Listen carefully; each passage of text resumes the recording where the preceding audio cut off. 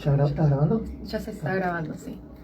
Está avisando a los que están conectados que estamos acá. Ahí está Carlita. Carla, que fue compañerita de Belén. Bueno, entonces estamos desconcertados todos. Nos cayó muy mal. Qué loco.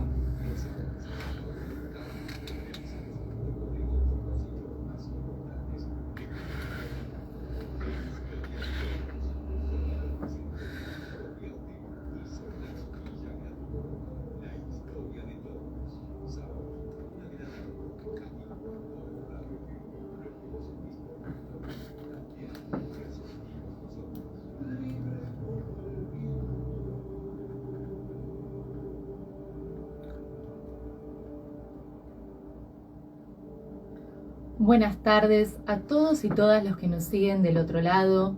Muchas gracias por acompañarnos en un nuevo programa de la Radio de Todos, junto con el profesor Gustavo Riarte. Sabemos que la historia jamás es pasado, sino puro presente, y desde este rol nosotros la compartimos con vos, que estás del otro lado. Buenas tardes, Gustavo. ¿Cómo estás el día de hoy? Hola Solange, hola a la audiencia. Un día muy especial hoy. Tenemos 3 acontecimientos muy importantes, cosa curiosa porque nunca se suele dar, y justamente en el programa, que se suelen recordar, entre otras cosas, 3 hechos claves que dan para pensar, para recordar y sobre todo para no olvidar. Por ejemplo, ¿qué cosas son? Bueno, para empezar, lo que me gusta de estos 3 eventos, procesos, hechos que vamos a analizar en el día de hoy es que los 3 han sucedido en América y nos invitan a investigar o indagar un poco más sobre nuestra historia continental. Primero, y aprovechando este espacio, le mandamos un cálido y fuerte abrazo a todos los educadores y educadoras que están del otro lado, porque hoy se conmemora en nuestro país, Argentina, el Día del Maestro. Así es. En conmemoración del fallecimiento en el año 1888 de Sarmiento. Además, un día como hoy, pero del año 1973, era asesinado el presidente chileno Allende, que pertenecía al Partido Socialista, justamente en el Palacio de la Moneda, la Casa de Gobierno de Chile, por los militares, iniciando así el golpe de Estado cívico-militar que tuvo Chile. Y por último, y no por eso menos importante, hoy se conmemora el 20º aniversario del atentado de las Torres Gemelas de World Trade Center en Nueva York, dejando un saldo de cientos de fallecidos y heridos. Así es, un hecho que cambió la historia del mundo. Algunos dicen que fue el inicio de una nueva, llamémosle, Segunda Guerra Fría, ¿no? De ahí el hecho de que casualmente hace un par de programas hablábamos de Afganistán, ¿te acordás? Y del retiro de las tropas norteamericanas, que precisamente comienza a ocurrir con este atentado, 4 atentados contra la metrópoli de Estados Unidos, ¿no? Contra el gobierno norteamericano, de manos de yihadistas provenientes de Afganistán. Así es, no nos olvidemos que el atentado de las Torres Gemelas es el primero en acontecer esa mañana del 11 de septiembre, pero no era el único, porque también hubo el atentado al Pentágono y... Fueron 4 atentados. Eran 4, es decir, ¿no?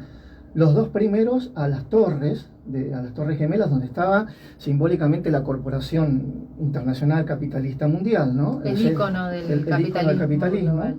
El tercer atentado contra el Pentágono, y un cuarto fallido, que dicen que el avión se estrella producto de un desencuentro entre la tripulación y los pasajeros, lo que habrá, creo que hizo una película en base a ese avión, que no llega a caer y estaba dirigido al Capitolio, en Washington, ¿no? Es decir, 4 atentados muy el icono del gobierno ejecutivo, el Capitolio, ¿no es cierto? Exacto. Ahora, recuerdo, creo que todos nosotros que estamos del otro lado, y nosotros dos, Gustavo, es imposible olvidarse ese día. Sí. Porque tuvo tanta repercusión en el mundo occidental, porque era la primera vez en la historia que a Estados Unidos le hacían un atentado y la primera vez que veíamos un Estados Unidos víctima. Exacto. Si bien habían perdido años anteriores la guerra de Vietnam, que fue la única guerra que hasta el momento los yanquis perdieron, realmente era extraño, era algo impensado, podemos llegar a decir, que los estadounidenses tuvieran un atentado en su propio terrorismo, porque claro, ellos siempre estuvieron acostumbrados a estar del otro lado, a ser los victimarios y no las víctimas. Tal cual. De hecho, era inimaginable, y por eso todas las medidas protocolares que hoy se toman desde aquella fecha, para los que no lo recuerdan o han sido chicos, cuando alguna vez han ido a un aeropuerto, todas esas medidas extremas de seguridad tienen que ver o partieron a través de estas cuestiones que tuvieron como eje central aviones comerciales, ¿no? Como creo que fue United Airlines, American Airlines, o sea, aviones comerciales que lamentablemente con civiles inocentes terminaron siendo víctimas de aproximadamente, se dicen que son casi 3.000 las víctimas, que inclusive, leía por ahí, que durante 20 años siguió muriendo gente producto de inhalar los elementos tóxicos de las torres, la mayoría bomberos y policías. Se dice que desde hace 20 años han muerto aproximadamente 450 bomberos y policías producto de enfermedades a causa de inhalar los elementos tóxicos de las torres. Así es, efectivamente. El atentado a las Torres Gemelas representa realmente un golpe muy duro a esa estructura de poder casi intocable que representa el capitalismo liberal global, ese imperialismo norteamericano que impera desde el siglo XX, ¿sí? Si nosotros nos remontamos un poquito más a la historia y más atrás, sabemos que Estados Unidos consolida su poder económico global después de la Gran Guerra, después de la Primera Guerra Mundial, cuando, en consecuencia de que la guerra no ha sido en su territorio, Estados Unidos no queda tan mal, hablando mal y pronto, sus ciudades no quedan diezmadas ni destrozadas, su economía no queda para nada debilitada, a comparación de las economías europeas, y Estados Unidos asume el rol de acreedor mundial de la economía. Desde ese momento, año 1919 aproximadamente, Estados Unidos no parará de crecer. Lo que me lleva a preguntar lo siguiente, y me encanta debatirlo acá en la radio, que para eso tenemos este espacio, ¿no? Para democratizar ideas y opiniones, es, abre un interrogante a este atentado. Para que un grupo terrorista decida llevar a cabo tan brutal y violento ataque, ¿qué pasó antes? Evidentemente, creo que responde a una política de imperialismo y de intromisión de Estados Unidos que se fue potenciando después de la caída del muro de Berlín, de la desaparición de esa guerra, de esa primera guerra fría, ¿no? Y de la injerencia norteamericana en los asuntos internos de los países, más allá de las crisis internas que iban los estados, ¿no? Uno tiene que ser respetuoso de la soberanía de los estados y que entre los estados solucionen sus situaciones internas, y que de última hay un organismo internacional como las Naciones Unidas que deberían servir como mediador en caso sobre todo de que se violen fundamentalmente los derechos humanos en esos estados, ¿no? No importa que sean árabes, que católicos, judíos.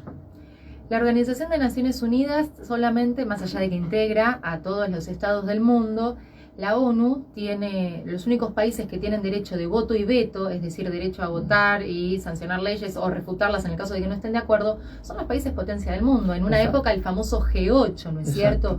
Donde está Estados Unidos, donde están algunos países europeos, también Rusia, etcétera. Sin embargo, fíjense cómo la ONU también, desde esa estructura tan enorme que la ONU abandera los derechos humanos, también marca una profunda división entre los países poderosos y no poderosos. Y la ONU es creada en 1945, después de la Segunda Guerra Mundial, con el único objetivo de hablar y tener debate entre los países cuando hubiera problemas y evitar una posible futura guerra.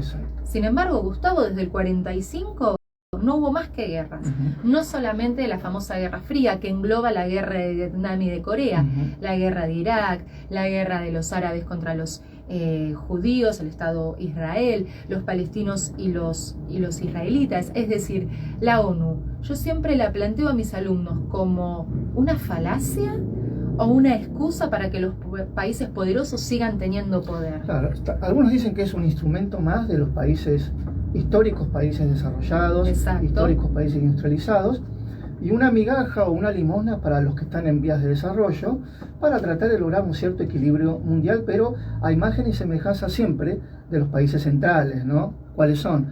Los que vos ya conocés: Inglaterra, Estados Unidos, Francia, Alemania, ¿sí? Rusia también. Rusia. Hoy en día, ya hace unos cuantos años, este panorama mundial, esta geopolítica de países poderosos ha cambiado mucho. Y ojo con el sudeste asiático, principalmente China. Tal cual. De hecho, ahora estamos atravesando una pandemia. Aparentemente habría nacido en la ciudad de Wuhan, en China, y también la lucha por la patente de vacunas. Eso estamos, pienso yo, desde mi humilde opinión, atravesando una nueva fase de la Guerra Fría, Gustavo, con esto de las vacunas. Desde ya. Bueno, de hecho, después de retirarse Estados Unidos hace unos días de Afganistán, se debe replantear el mundo seguramente, están replanteando un nuevo equilibrio, siempre las potencias mundiales, ¿no? Y esta pandemia seguramente va a ser una bisagra en ese aspecto. Seguramente lo será. Bueno, y además del atentado de las Torres Gemelas y todas las significancias que tiene a nivel político y mundial, no queremos dejar de mencionar también lo que conmemoramos un día como hoy, pero del año 73, nos vamos un poquito más lejos, el asesinato del presidente socialista Allende. Salvador Allende. Salvador Allende. Un 11 de septiembre del 1973, las Fuerzas Armadas chilenas, comandadas por el general Pinochet, lanzan un ataque aéreo contra el Palacio de la Moneda, la casa de gobierno chilena, ¿no?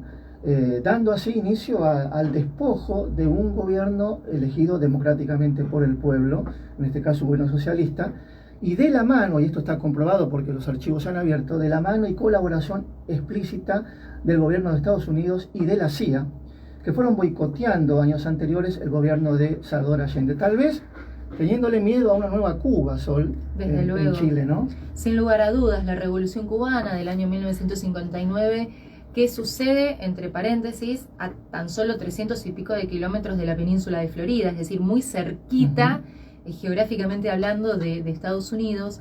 Si no hubiese existido una revolución cubana, posiblemente y en consecuencia no hubiesen existido todos los golpes de Estado latinoamericanos que se dieron en la década del 70 y 80. Desde ya. Se recuerda de que cómo boicoteó Estados Unidos el gobierno de Salvador, el gobierno socialista de Salvador Allende, tratando de caldear los ánimos de la gente. Y bueno, lanzando un gran boicot al mercado interno, generando desabastecimiento de los productos básicos y necesarios, y eso fue generando un clima interno que sirvió de antesala al descontento general y a la posterior intervención de los militares. Exactamente, no nos olvidemos que los archivos del terror, con esta denominación se los conoce, los archivos del terror fueron todos aquellos archivos que muchos años después de que cayeran estos gobiernos militares, van a dar cuenta de todos los operativos y de todas las estrategias militares utilizadas para la persecución sistemática del enemigo. El enemigo, el comunismo, el socialismo, aquí en Argentina también el peronismo, ¿no es cierto? Todos los considerados subversivos, que eran las personas que estaban del otro lado del orden capitalista y liberal, liderado y financiado económicamente por Estados Unidos. Exacto. Es curioso porque en Europa en muchos años ha habido gobiernos de inclinación socialista con capitalismo moderado, pero no sé por qué América siempre cuando se habló de socialismo se habló de marxismo, de stalinismo, de sovietización, desconociendo la cultura interna de cada nación, ¿no? De cómo la gente puede elegir su manera de ser gobernada acorde a sus razones culturales y a sus creencias. De hecho, bueno, Chile fue un ejemplo, un modelo a no seguir seguramente para Estados Unidos en las restantes naciones, razón por la cual se produce este golpe.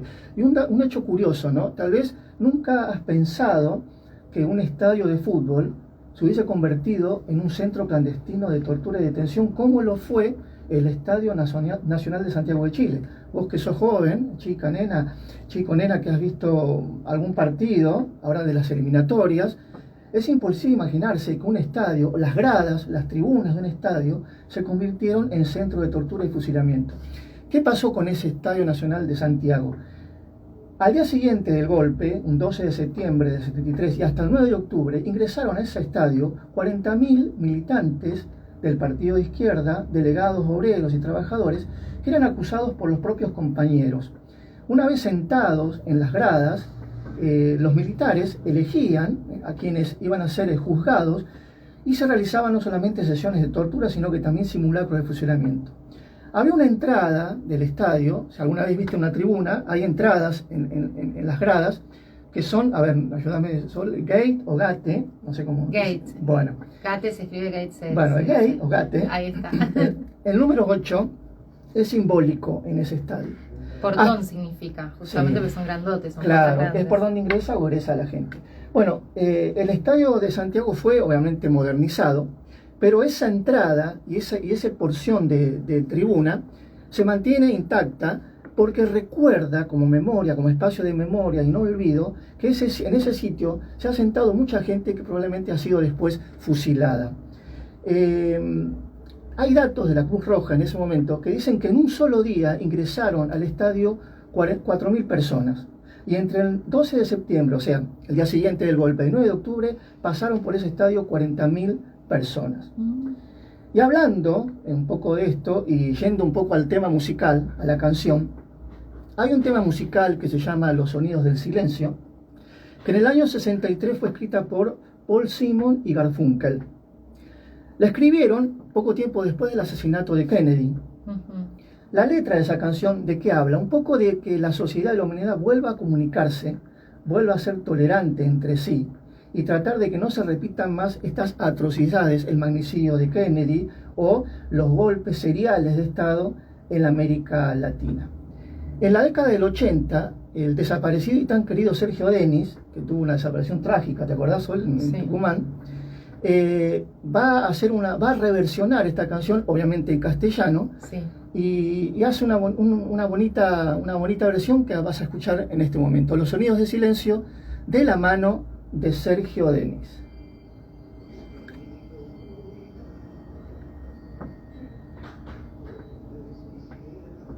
¿La conocía? Sí, un clásico. Una duda, el tema ese que viene, Only Child, ¿qué? ¿En inglés? ¿En inglés no? Sí. ¿Pero no la podés pasar en inglés? No. ¿Y cómo va a ser? Y busco la versión en castellano, en español. ¿Buscaste en castellano? ¿Buscaste en castellano? Claro. O sea, los temas yo los busco en la versión española. ¿Pero es la versión original esa? Sí, está traducida. No sabía. ¿Traducida o captada la letra, en castellano? Está gastada en castellano, pero es la traducción de la letra original. Claro. Pues nunca la escuché. ¿Sabes por qué? Los católicos toman este tema sí. Y hacen la versión católica. Sí. No me acuerdo la letra, pero en misa se canta esta canción. Sí, y vas a tener que cantar, Gustavo. Sí, la conozco. La melodía se escucha mucho. Ahí te mandé un mensaje que te lo reenvié de acá. Bueno. Sinéad O'Connor es. ¿Quién? La foto de Sinéad O'Connor. La alemana que cantaba. Sí. Que era calva. Ahí está. Maite Rocío, mi vida, mi amor, ¿cómo estás, Maite? ¿Mejor? Bien, ¿no? Sí, perfecto.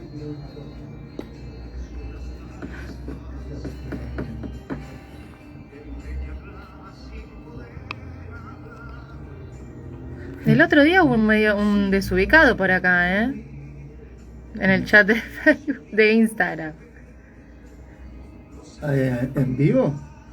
Sí, dijo algo resarpado. Pero bueno, ya está, ya pasó. Siempre hay un desubicado, ¿viste? No sé quién pudo haber sido.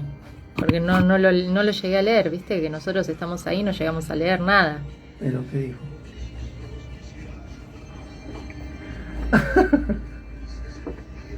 Pero yo digo, no puede ser un alumno. No puede ser un alumno mío. Porque aparte queda reenganchado. Si es un alumno mío, sabe que se le arma el lunes en el colegio. Y no sé, evidentemente me conoce en persona porque nunca capaz que es un exalumno o el primo de un alumno, vaya a saber. Qué sé yo. Re desubicado.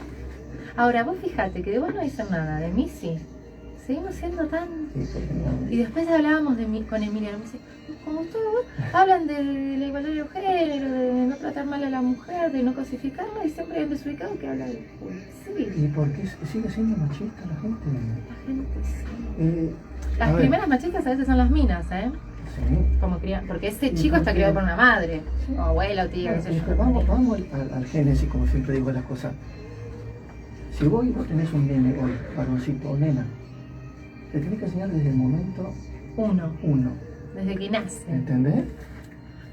Ahí termina. Voy a recomendar una peli de este tema, ¿te molesta? Sí, a veces la engancho, a veces. No me esclavizo mucho más. Muy bien, y ahí pasó una canción que quisimos compartir con vos para reflexionar acerca de lo que significaron, mejor dicho, estos golpes de Estado perpetrados, financiados por Estados Unidos en el Cono Sur entre la década del 70 y 80. Y ya que estamos haciendo algunas recomendaciones y menciones, Gustavo, no quiero dejar de mencionar, ya que vos estabas hablando del estadio de fútbol, de estos 40.000 socialistas. ¿Vamos a hablar de Messi? No, yo no podría hablar de fútbol aunque quisiera. Eso te lo dejo a vos, justamente. Hay una película que retrata justamente este estadio utilizado en Chile como centro de detención clandestino por parte de los militares. Es una película que la podés encontrar en Netflix, muy bien lograda, muy moderna, desde hace apenas 4 o 5 años. Se llama Colonia Dignidad, con la actriz de Harry Potter, que todos conocen como Hermione, y la actriz Emma Watson, que por cierto es una activista feminista muy, muy importante desde el punto de vista de actrices, actores, desde Hollywood. En Colonia Dignidad se muestra a una muchacha y a su novio. Esta muchacha sería Emma Watson, y a su novio, que no recuerdo, es un actor alemán, no recuerdo el nombre ahora justamente, que participan y están a favor del gobierno de Allende y son trasladados a este estadio de fútbol para luego ser apresados en Colonia Dignidad, que se sabe que fue el centro de tortura y detención más grande de todo Chile, y que además funcionaba como una secta religiosa. La realidad es que es una historia poco conocida, al menos de este lado de la cordillera, y que esta peli la vemos con mis alumnos de 6º año, que muchos veo que están escuchando en estos momentos. Aprovechamos a mandarles un gran abrazo. Y es una película que desde un punto de vista político es muy interesante, y porque además está filmada para cualquier edad. Es decir, para cualquier edad, de adolescentes para arriba. Ojo, tampoco es una película de Disney, ¿eh? Claro. Hay escenas de violencia sexual muy explícitas y bastante feas, pero es una película que acerca la realidad de los centros clandestinos de detención en cualquier país de Sudamérica, ¿no es cierto? Muy bien, Gustavo, ¿con qué continuamos ahora? Y bueno, vamos a continuar con un personaje muy polémico, como los hay en Argentina. Es que los argentinos no podemos ser porque tibios. si no es aburrido. Yo el otro día hablaba, estamos en veda política, entonces voy a tratar de ser muy discreta, algo que me cuesta muchísimo, por cierto. Con todos los spots que hemos tenido en estos últimos días, bizarros, grotescos, a mi entender, en esta humilde opinión que tengo, y decíamos con ciertas personas que me rodean que en Argentina es imposible aburrirse. Y siempre uso la frase, es mejor reír que llorar, porque si hablamos bien es para llorar. Tal cual. Acá nunca van a dejar de tener trabajo los psicólogos y por ahí los profesores de historia, seguramente. Y los humoristas, porque ahora con los memes que está ya todo al toque. Sí, desde ya. Yo creo que los memes nos salvan a veces, ¿eh? La verdad que canalizar, la capacidad argenta de canalizar con el humor es única en todo el mundo. Como es único Messi, es lo único que sé, que Messi es único y que es buenísimo. También es única la capacidad argentina de reírnos de nosotros mismos, de ver risas, de convertir en risas algo que en otros países no se da. Esta cultura del humor, porque no nos queda otra, y el humor como salvación, ¿no es cierto? Tal cual, y somos muy coyunturales, cosa que no pasa en otros países, que son más pragmáticos, y eso creo que nos resta adelanto, y atrasamos, sobre todo por lo coyuntural. Y este personaje tiene mucho que ver con eso, ha dividido siempre las aguas, no solamente entre docentes, sino que entre argentinos, y según la postura o la posición ideológica que uno tenga, potencian ciertas cualidades o no de este hombre. ¿De quién se trata?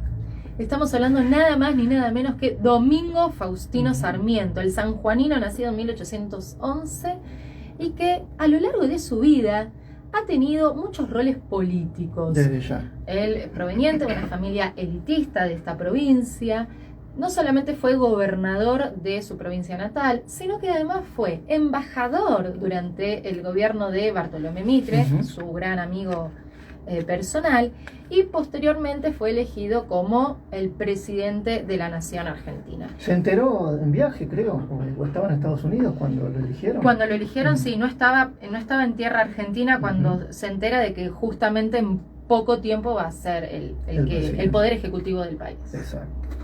Bueno, yo voy a ser el abogado del diablo por ahí, o el sarmientista, para de alguna manera tratar de y ver lo positivo de este hombre. Qué bueno que eso te tocó a vos. Sí, sí. No sé si me hubiera salido a mí. Fue intencional. Y mi compañera, que tiene una lengua filosa, tiene lo más conflictivo de Sarmiento. Creo que se va a ganar más seguidores ellas que yo. Mira todo lo que tengo anotado. Sí, un montón. Pero voy a tratar de ser el abogado del diablo y un poco, hablando en serio, tenemos que tomar de los personajes de la Argentina las cosas buenas, reversionarlas, actualizarlas y lo malo, lo defectuoso, por supuesto, mejorarlo. No nos quedemos solamente en la discusión vacía y que no va para adelante. Pero hoy vamos a estar en esa posición, del bueno y el mal. Así es. Gustavo, ¿comenzamos? ¿Arranco yo? Dale, a ver, convenceme a ver por qué tengo que hablar mal de Sarmiento. Bien, para empezar, a mí me cae muy mal, mira, ya arranqué, sí. Me cae muy mal que celebremos el Día del Maestro por él, cuando hubo figuras que durante muchos años anteriores a su militancia política o a él abogar por la educación, le dieron mucha importancia a la educación pública, mixta y obligatoria. Y estoy hablando nada más ni nada menos que de Manuel Belgrano, que ya dije acá que es mi amor platónico. Te lo conté, ¿no? Sí. ¿Viste? Todos los profesores de historia tenemos un amor platónico. El mío es Belgrano, lo voy a decir. Perfecto. Lo amo. Y además Juana Manso. Que nació 4 años después que Sarmiento, es decir, que son contemporáneos. Juana Manso ha sido, en la época en que Sarmiento se tuvo que exiliar en Chile porque era enemigo de Rosas, acérrimo enemigo de Rosas, porque Sarmiento pertenece a la generación del 37, estos académicos como Alberdi y él, que van a estar en contra del caudillismo, de Rosas. Bueno, Sarmiento desde Chile también va a seguir ejerciendo su rol de maestro, pero acá en Argentina, lo que hoy conocemos como Argentina, Juana Manso se quedó, se remangó y empezó a trabajar como periodista, como escritora y como educadora. Y Juana Manso habla de una educación, por supuesto, popular, gratuita, metódica. Eso quiere decir seguir el método de las ciencias para alumbrar a las mentes, etcétera, etcétera. Mixta, científica y abierta. Y voy a tomar el término abierto porque Juana Manso, desde la década del 40, mucho tiempo antes de que Sarmiento sea presidente o embajador, como 20 años antes, ella ya está hablando de una educación abierta e inclusiva. Entonces Sarmiento no inventó nada. Sarmiento lo patentó, si queremos, lo legalizó, porque claro, desde su rol como hombre blanco, descendiente de una clase aristocrática, tenía más voz que una mujer en el siglo XIX. Y volvemos a lo coyuntural, ¿no es cierto? Sí. Volvemos a esto de que en el siglo XIX las mujeres no y los tipos sí. Totalmente patriarcal. Bueno, a favor de Sarmiento podría decir que, bueno, Juana Manso vivió en tiempos en donde era un país que todavía no estaba organizado institucionalmente, había un caudillismo que a favor de Sarmiento, te voy a decir, y les voy a decir a ustedes los antisarmentistas, él decía que estaba en contra de los caudillos porque infundía terror, no era carismático, paternalista, infundían terror y miedo a la población, y la población se sumía a ese terror porque no le quedaba margen, O sea que por ahí. Sin embargo, Rosas tuvo mucho apoyo popular de su provincia, Sí, pero hay que ver si no eran extorsionados los muchachos. Pero definamos extorsión. Estamos entrando en un terreno polémico, pero Rosas le dio mucha visibilidad a las clases populares. ¿Y sabes qué? Y a las personas afroargentinas. Que de hecho Sarmiento celebra que Rosas lo haya usado para las guerras, así los mataban a todos, porque era un racista xenófobo total. Le hizo un favor. Pero tal vez esto tenía que ver por un problema de legitimación de las cosas, ¿no? San Martín, que estaba en el exilio en ese momento, pedía por favor que se arme una constitución, ¿no? Sin embargo, claro, cuando hay constitución hay un anarquismo que cada cual hace lo que le parece, ¿no? Sabemos que Rosas y todos los caudillos, Facundo Quiroga, Pancho Ramírez, todo lo que hicieron fue jamás redactar una constitución nacional. ¿Por qué? Porque este librito, que es tan importante, le da un marco legal a un país. Y desde luego que Rosas estaba en contra porque decía, la ley soy yo. en una actitud totalmente tirana, autoritaria, eso lo compartimos. Por eso también Sarmiento y otros tantos se tuvieron que exiliar. Juana Manso se queda, porque bueno, no tuvo que exiliarse, etcétera, y ella trabaja sobre la educación de las mujeres y de los hombres, lo cual era bastante impensado en esa época que una mujer tuviera acceso a la educación. Lo que sí voy a mencionar, que me parece algo positivo, entre comillas, ponele, es que durante la presidencia de Sarmiento, Sarmiento la pone a Juana Manso como vocal del departamento de las escuelas. Él le da un puesto político, educativo, si se quiere, pero yo siento que en la historia oficial se llevó todos los honores. Y ya que hablamos de historia oficial, que no necesariamente es la historia verdadera, me voy a recurrir a Pacho O'Donnell. Pacho O'Donnell es un escritor y historiador argentino, personalmente lo recomiendo mucho, me gusta mucho. Pacho lo que hace es revisar la historia. Y acá nos vamos a meter con revisionismo histórico. Exacto. Para los que nos escuchan del otro lado, les cuento que historia oficial y revisionismo histórico son antagónicos. Es decir, el revisionismo histórico, que nace hace unos 40, 50 años, revisa, y de ahí su nombre, la historia oficial. Exacto. Te voy a dar un ejemplo, perdóname, Sol. Sí.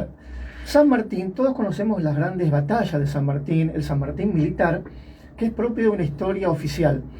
Pero no conocemos la otra parte que no la dice la historia oficial, que es, por ejemplo, el San Martín político, el San Martín que estaba en contra del centralismo porteño, el San Martín que estaba a favor de los aborígenes, él le decía a los dueños de la tierra, a los pueblos originarios. Bueno, esa historia oficial no la trajo hasta nosotros, tuvo que venir ese revisionismo para ver las dos facetas, por ejemplo, ¿no? Se me ocurrió algo. Por eso pienso que el revisionismo histórico es muy enriquecedor. Sí. Podemos estar a favor o en contra de las cosas que revisa, podemos polemizar, pero el revisionismo hace eso, Gustavo. Pone las cartas sobre la mesa para que revisemos e indaguemos. Tal cual. Por ejemplo, en Argentina, nuestro país, la historia oficial fue escrita por Bartolomé Mitre. Bartolomé Mitre, para quienes no lo conocen, era el tipito que salía en el billete de 2 pesos, cuando 2 pesos todavía significaban algo en nuestra economía, y fue presidente desde 1862 hasta 1868, antes que Sarmiento. Era amigo de Sarmiento también. Y además eran amigos, yo me imagino que se juntarían a compartir más que un café de vez en cuando, algún debate político, etc. Ambos son pertenecientes a una clase dirigente de élite, hombres que nacieron en el interior, pero que no tardaron en reconocer la importancia de Buenos Aires, porque Buenos Aires, a diferencia del interior del país, estaba más urbanizada y tenía como modelo a Europa. Esta élite dirigente que se instala con la presidencia de Mitre y después continúa con Sarmiento, Avellaneda y Roca, va a tener siempre como objetivo y meta tomar de ejemplo y tratar de imitar a las grandes ciudades cosmopolitas europeas, por ejemplo París, Londres, etc. Exacto. De manera que cuando Bartolomé Mitre deja de ser presidente, se encarga, ya en sus años de retiro, de escribir la historia oficial. La historia que a vos te enseñaron en el colegio y la historia que vos escuchaste toda tu vida, vos que estás del otro lado escuchándonos. Que tenés 40, 50 años, por ejemplo, ¿no? 30 también. Sí, no sé quién tiene 30, pero bueno, ustedes saben que todos los que están del otro lado, la historia que a vos te enseñaron es la historia que escribió Mitre. La historia oficial, que no necesariamente es la verdadera, pero sí necesariamente hay que revisarla y hay que indagarla.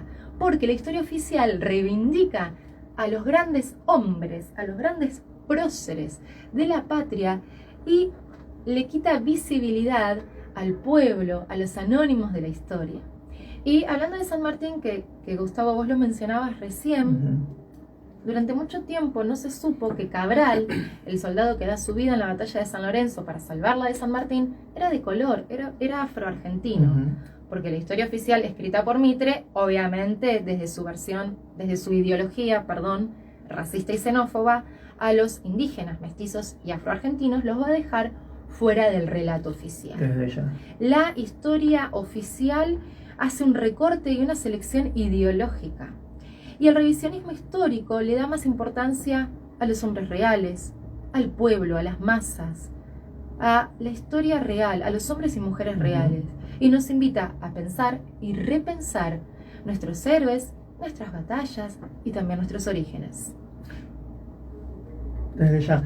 Y me estás convenciendo en un punto. Inclusive por ahí, bueno, él fue periodista, ¿no? Vivió muchos años en el exilio. Sí. Se habrá querido ir porque creo que Rosa mucho no habrá tenido que ver en eso, no lo sé. Seguramente, vos imaginate que no estamos hablando de un caudillo, como decíamos antes, totalmente tirano, con una mazorca, que es esta fuerza parapolicial que tenía Rosas. La AAA de aquella época, dicen algunos. Podría ser un gran... Exagerados. No, para nada, yo creo que la mazorca fue peor. ¿Sabes por qué? Porque fue creada por una mujer, por la esposa de Rosas, Encarnación. Exacto. Una mujer de armas tomar, por cierto. Él estaba, dicen por ahí que estaba en contra de los caudillos, de su manera de actuar. Totalmente. E inclusive lo plasma en una obra literaria, ¿no? Exactamente, el libro más famoso de Sarmiento, Facundo, Civilización y Barbarie. ¿Y saben de dónde viene este nombre? De Facundo Quiroga, el caudillo de Entre Ríos. Y él habla de que los caudillos, Rosas, Ramírez, Facundo Quiroga, representan la barbarie, lo salvaje, que eran hombres que muchas veces no habían sido instruidos en las escuelas. Volvemos a la importancia de la educación para Sarmiento, ponele, y que representan al hombre de campo, al mestizo, al gaucho, que Sarmiento lo ve como un vago que no quiere trabajar. Tal cual. Y algo con el Chacho Peñalosa, él creo que fue el encargado de mandarlo a ejecutar. Totalmente, no nos olvidemos que en la Digo yo porque parece que por ahí hay algún rumor, no sé si es seguro eso, ¿no? Y bueno, ese rumor es gracias al revisionismo histórico. Y más que rumores, ¿por qué no pueden ser verdades puestas sobre la mesa? Chacho Peñalosa y Mitre, Sarmiento estaban en dos versiones antagónicas de la época en que Buenos Aires fue un estado aparte, durante 9 años antes de la unificación nacional con la batalla de Pavón en 1861. Y Chacho Peñalosa fue ejecutado a raíz de un enfrentamiento con Mitre. Sí, tal cual. De esa manera Mitre termina de consolidar su poder, hace su presidencia y después escribe la historia que vos y yo aprendimos en el colegio, porque estamos totalmente adoctrinados. O sea que no le ves nada bueno a este hombre. ¿Vos tenés algo que me pueda hacer cambiar de opinión? Y algunas cosas por ahí sí, y se van a sorprender inclusive, sobre todo con los amigos ganaderos, tanto que se habla de que los ganaderos y los no tenían acercamiento hacia los populares. Sarmiento se va a llevar una sorpresa. Pero antes de seguir con mi versión, vamos a volver a uno de los hechos que nos convocó hoy, que tiene que ver con la trágica muerte de 3.000 civiles en el atentado a las Torres Gemelas. Recuerdo que en el año 2000, un año antes, una cantante irlandesa llamada Enya va a hacer un álbum con la canción Only Time. ¿Qué significa Only Time? Sería tiempo único claro. Tiempo. Que bueno, es una canción que aparentemente iba a ser algo, un éxito más, pero desde lo musical. Al año siguiente, cuando ocurren estos atentados, meses después, comienzan a circular por las redes videos que seguramente has visto por televisión de diferentes ángulos de cómo atentan contra esas torres, y la gente va armando videos en las redes y la mayoría va a utilizar como banda sonora este tema musical de Only Time, perdón, malo lo mío en inglés, gracias por la ayuda, y lo toman como un símbolo de esperanza y de saber, según ellos, de que las cosas suceden indefectiblemente, como que si el destino estuviera marcado. Y bueno, llama la atención que después esta banda sonora, bueno, se vendió de a millones en el mundo entero. Hoy te la traigo en una versión, obviamente, en español y un poco rindiéndole homenaje a esta gente víctima del atentado terrorista. En versión española, Only Time de Enya. Le mandaste única noche, Only Night, única noche. Ay, Gustavo, ¿en qué estarás pensando? Ando perfecto. Y cuando estudiaste historia ahí no tenés que pronunciar cosas. No. Sí, bueno, pero no. Porque tenés ahí un montón de cosas para pronunciar, ¿no? Sí, pero no importa. Los chicos, es que yo te voy a contar una cosa. Los chicos lo amaban tanto a Gustavo que le perdonaban todo. No, pero no digo eso, cuando estudiaste la barbaridad de que decía. Historia. ¿Los profesores te toman eso? No, no hay. La currícula no existe. No. En muchas carreras sí, en la universidad hay inglés 1, 2, 3, que no sé cómo serán, deben ser básicos. Mira, Emiliano en ingeniería, igual que vocabulario específico. Belén, vocabulario específico, inglés 1 y 2, y es re jodido, porque es inglés volcado al vocabulario técnico. Claro. Es re complicado. Sí. Pero de ojo nada más.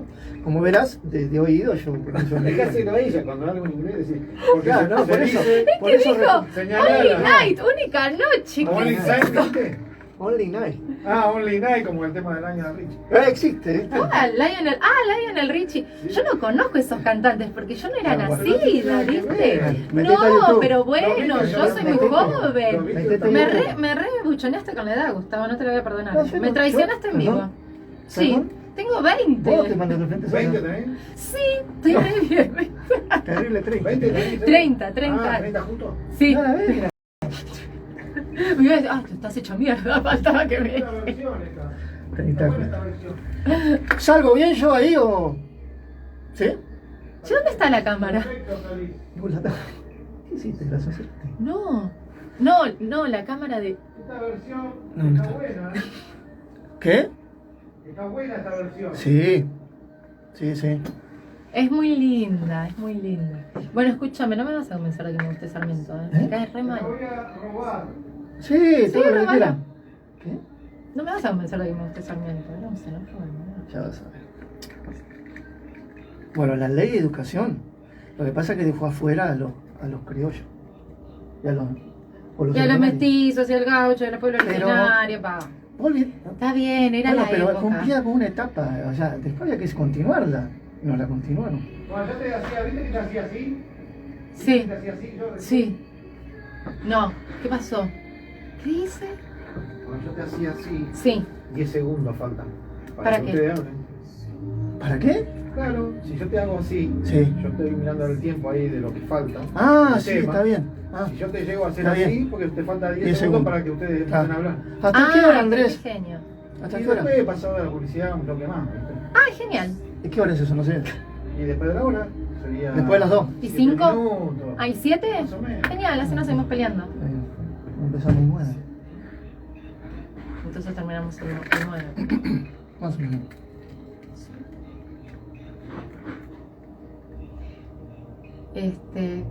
Lo que me quedó decir es que él cuando estuvo como embajador en Estados Unidos trae a las maestras normales. Eso después lo meto en cualquier caso.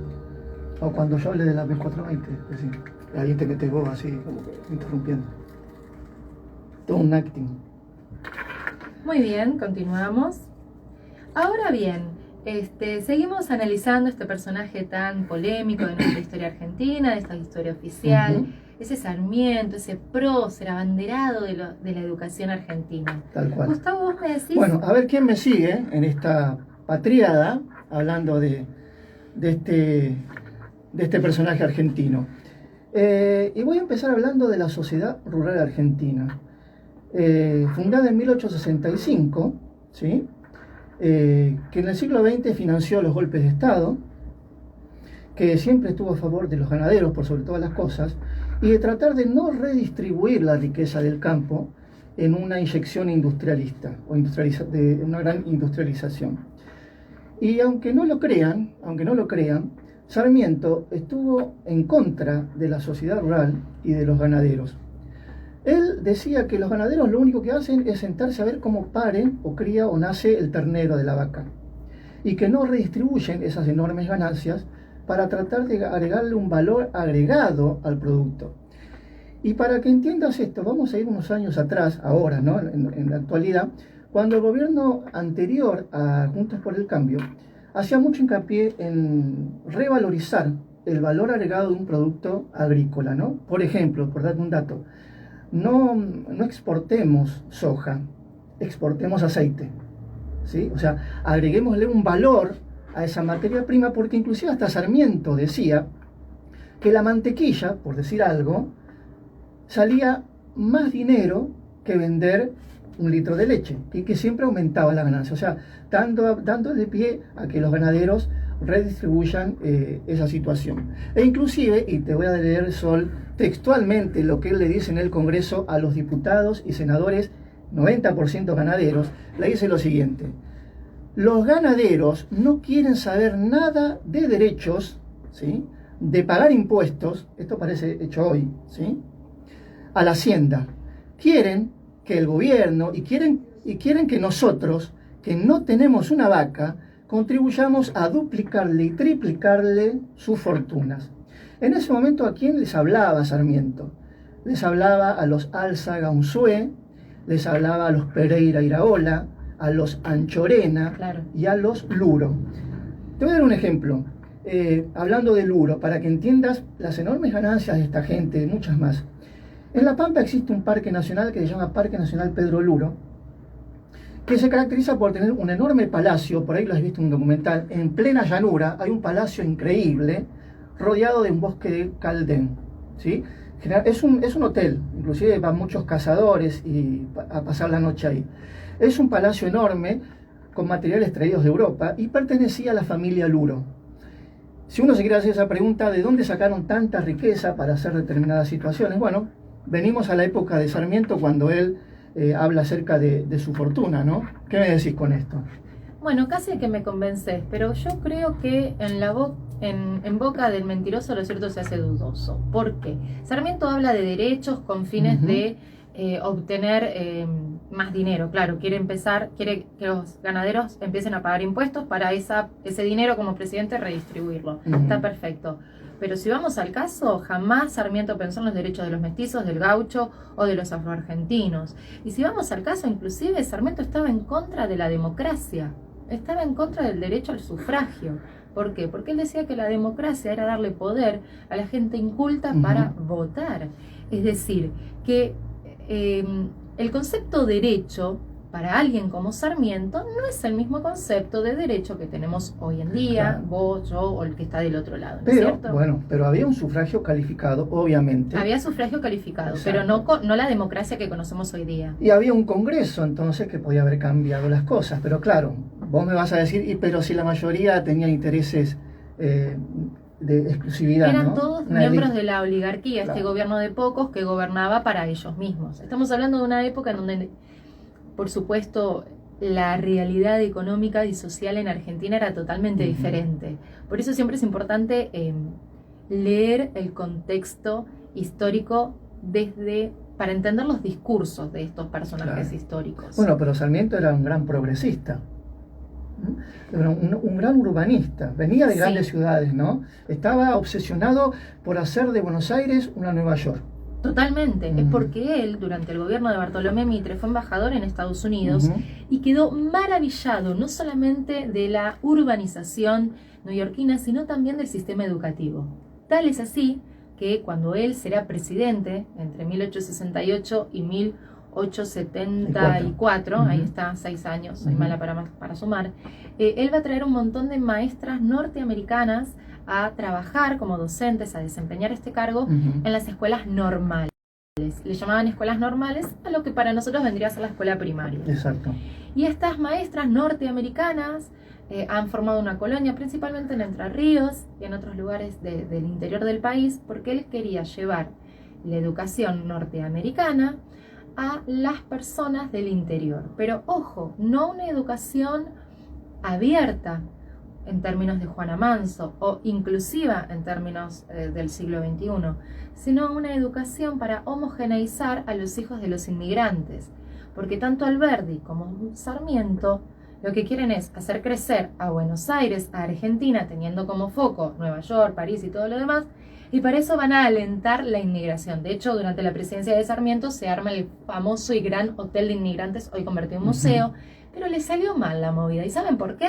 Porque no atrajo la inmigración de países del norte como ellos querían, sino los países más pobres de Europa, principalmente españoles. Por eso acá en Argentina, de Galicia principalmente, por eso todos los españoles acá en Argentina tenemos la costumbre, mala por cierto, de decirle gallegos, claro, porque capaz que es un andaluz, es un barcelonense, es un catalán, y le decimos gallego a todo. ¿Por qué? Porque Galicia fue una de las provincias más atrasadas en esa época de España, y por eso la mayoría de los gallegos emigraron para aquí. Claro. Pero es bueno reconocer, vos dijiste muy bien, vinieron españoles, italianos, o sea, del sur de Europa, pero Cabe aclarar también que en esa época estos países eran víctimas del sistema de la reciente revolución industrial creada en Inglaterra, que había florecido en Alemania, también en Francia, pero que había estado desposeída la zona sur de Europa, ¿no? que padecía las consecuencias sociales y económicas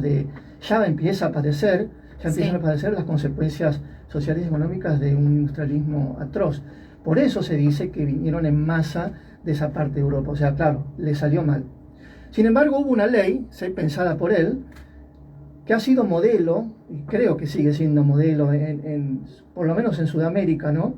Que en su momento fue contemporánea, por ahí fue anacrónica más adelante, pero que sirvió para posicionar a la Argentina, a un sector social que se venía, no nos olvidemos que venían de España, venían de Portugal, venían de Italia, de diferentes comunidades de dialectos también, tanto en Italia como en España, y él consideraba que había que homogeneizar a esa gente y a sus hijos para que cada uno no se desbandaran para cualquier lado. Si bien los inmigrantes, por ejemplo, para tratar de lograr una contención cultural y emocional, han venido y han fundado instituciones, llamémosle el Hospital Italiano, el Hospital Español, Sociedad de Fomento.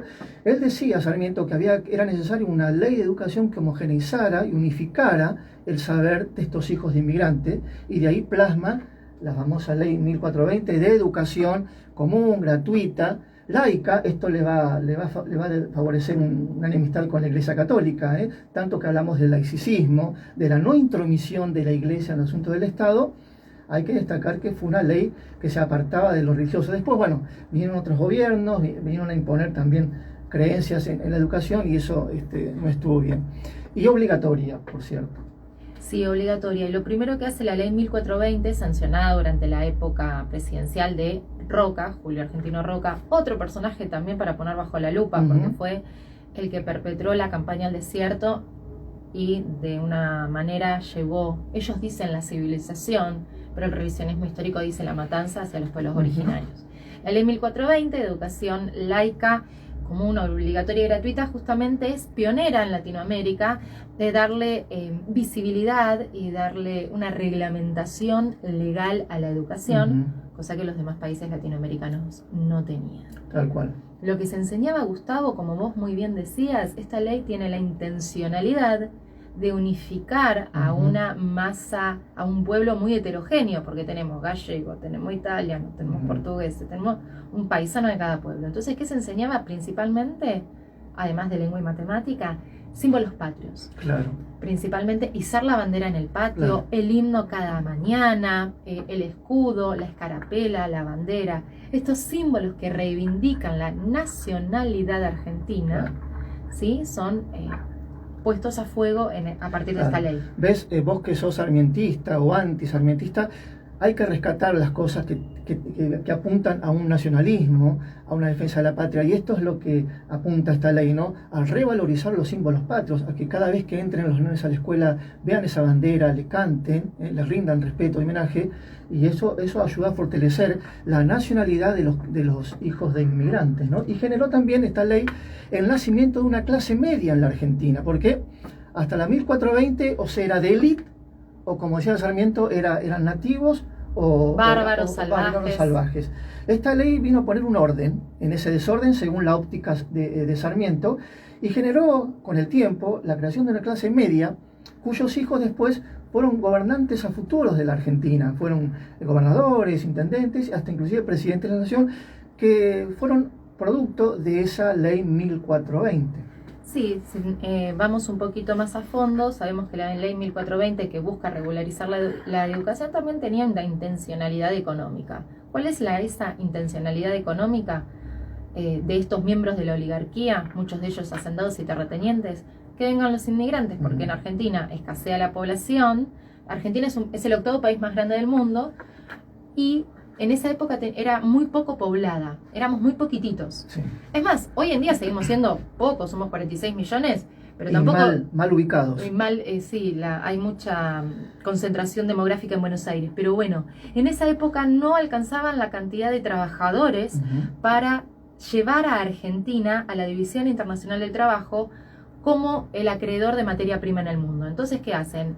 buscan traer gente de afuera para que les labure los campos y ellos seguir enriqueciéndose. Es decir, no me vas a terminar de hacer agradar a Sarmiento. Bueno, pero esa fue la intención. Y de Yapa, bueno, él era le gustaba el modernismo y el progreso, y como dato curioso, bueno, con Sarmiento comienzan a construirse muchos de los edificios institucionales, Casa de Gobierno, el Congreso de la Nación, o a proyectarse, o a ponerlos en los planos. Y como era un gran urbanista, manda a llamar a un tal Thais, que era un paisajista de la época, y se va a urbanizar la ciudad de Buenos Aires con la creación del jardín botánico, el jardín zoológico, es decir, le pone verde a la ciudad, hace traer especies de diferentes puntos del país y del mundo, trae el eucaliptus de Australia, y el jacarandá del norte, que es el que ves, y la tipa del norte, que es la que ves por 9 de julio, que ahora en noviembre se tiñe de amarillo. Bueno, único ese paisaje porteño. Para que vean que este muchacho Dominguito era un gran ecologista y avanzado de la época. Bueno, me ganó un punto en contra de 10 porque trajo especies arbóreas. Arbóreas. Seguí con el inglés. Arbóreas. No, me ganó un punto en esto de reivindicar la ecología. Eso no está nada mal. 1 contra 10, no. Bien, me convenciste en una. Bueno, esperemos que a ustedes también. Y lo verdaderamente importante de personajes polémicos, cuando uno ve las redes en estos tiempos, o cuando se celebra San Martín o Belgrano, que toman posición política cuando eligen frases determinadas y las sacan del contexto del personaje. Si algún día entendemos de que tenemos que ver lo bueno, rescatar lo bueno de cada mandatario, de cada presidente, no se negocia los derechos humanos, no se negocia el nacionalismo. Yo pienso que los que nos van a gobernar van a tratar de construir una nación fundamentalmente más unida, que es lo que se necesita para caminar hacia adelante. Desde luego, porque la unión hace la fuerza, y como ya lo dijo Martín Fierro, ¿no? Los hermanos se pelean, los devoran los de afuera. Tal cual. Nunca más implementada esa frase con esta política tan extrema que tenemos hoy en día, ¿no es cierto? Pero siempre lo tuvimos, siempre estuvimos o en un polo o en el otro. Y la falta de diálogo y de convivencia política se traduce en perjudicar al pueblo, ¿no es cierto? Por eso desde la Radio de Todos nosotros queremos incentivar la reflexión histórica y también política, sin entrar en partidismo político, porque política no es lo mismo de partido político, hacemos esa salvedad desde acá. Y bueno, les damos nuevamente las gracias por estar del otro lado, como siempre decimos, y nuestro humilde espacio de tan solo 1 hora busca eso, la revisión histórica, poner los hechos y los personajes arriba de la mesa para extrapolarlos al presente, para entender un poco mejor el mundo que nos rodea, porque como siempre decimos con Gustavo desde acá, la historia no es pasado, la historia es puro presente. Muchas gracias por estar y nos vemos el próximo sábado a las 13 horas por Radio G, La Historia de Todos.